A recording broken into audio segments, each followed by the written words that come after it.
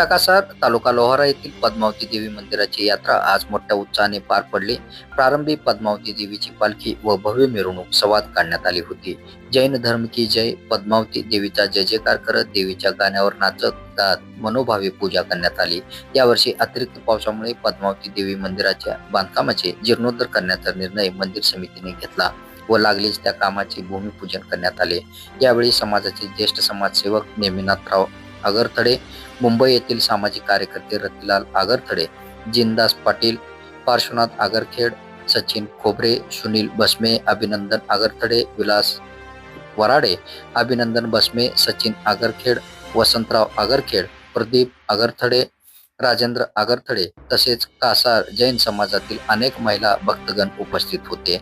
यावर्षी पद्मावती देवी मंदिरची यात्रा संपन्न झाल्यानंतर महाप्रसाद करण्याचा कार्यक्रम राजकुमार आगरखेड यांनी केला।